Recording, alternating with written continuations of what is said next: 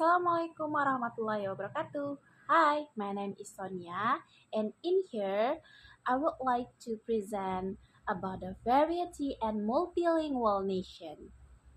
Have you enjoyed? Don't forget to like and subscribe. Okay, before we go into the start the materials, let's move to the outline. The outline it's about the introduction, the theoretical background and analysis, and the last is conclusion.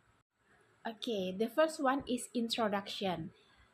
Variety in multilingual nation.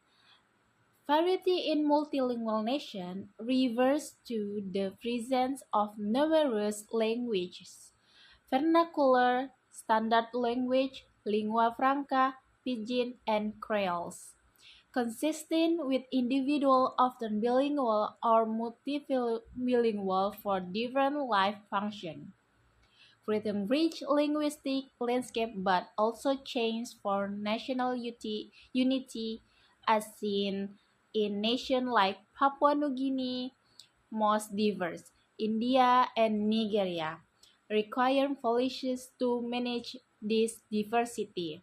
Okay, let's move to the types of linguistic varieties. The first one is vernaculars. Understand this first language learned at home. Used in informal setting, example local tribal languages.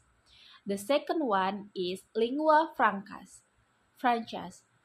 Languages used for communication between groups with different native tongues. Example Swahili in Tanzania, English in many African nations.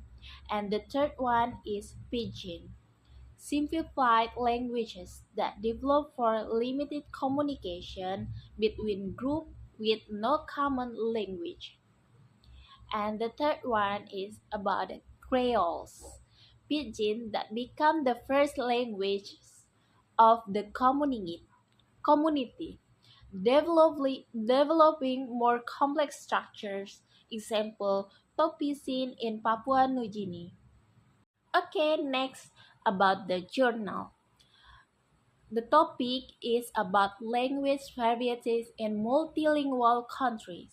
Brief explanation. This topic examines the existence of various language varieties used by individuals or groups within a country that officially or practically has more than two languages.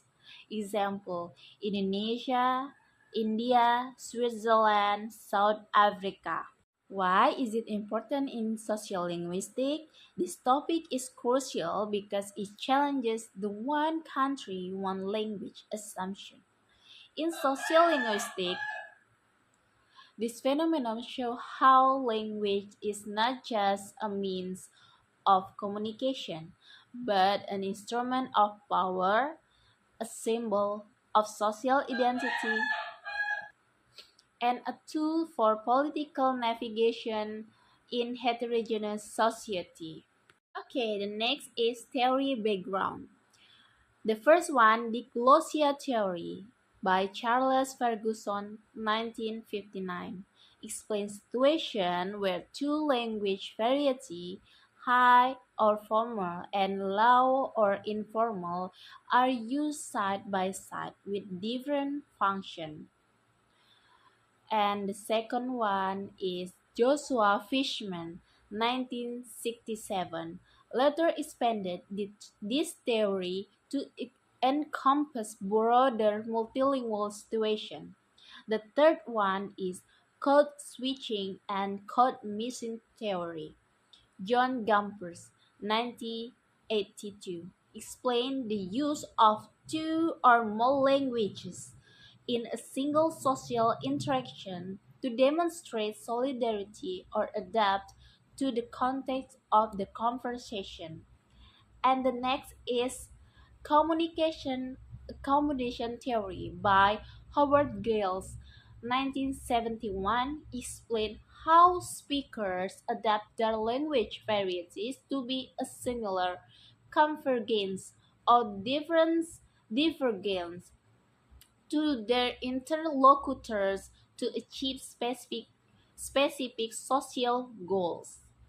And the last but not least, it's about the language policy and planning. Einar Hojen, 1969. The process by which a country selects one language variety to serve as its standard language for the sake of nation integration. Okay, let's move to the analysis, case studies, and journals example. Case study.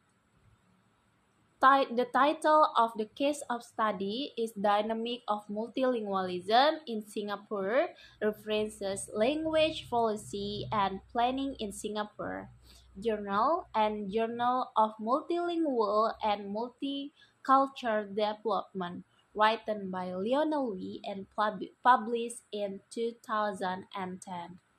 Context about Singapore has four official languages include by English, Mandarin, Malay, and Tamil.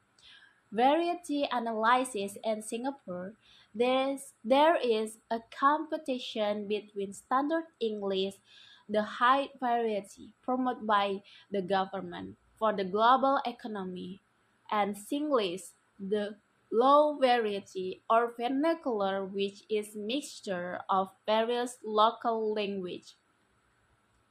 And the journal findings despite the government speak good English champion, the public continue to maintain Singlish as a tool for commenting national identity. This demonstrates that in a multilingual country, top-down policy often clash with the more socially functional bottom-up realities of language use. And the last is conclusion. Summary of key point.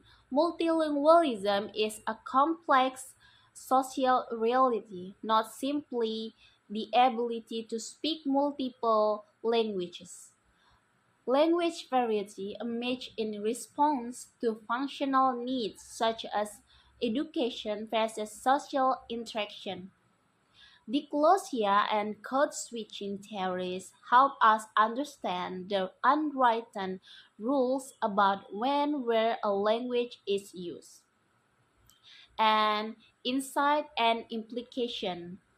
In 2026, amidst increasingly intense globalization, multilingual countries face the challenge of protect local language from extinction due to the dominance of global languages such as English.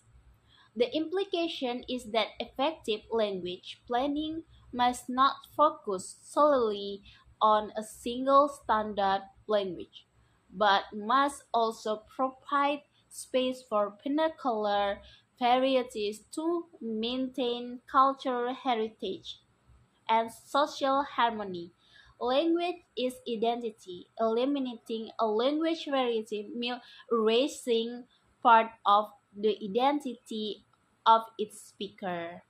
Okay, thank you guys. Hope you enjoyed the video. Wassalamualaikum warahmatullahi wabarakatuh.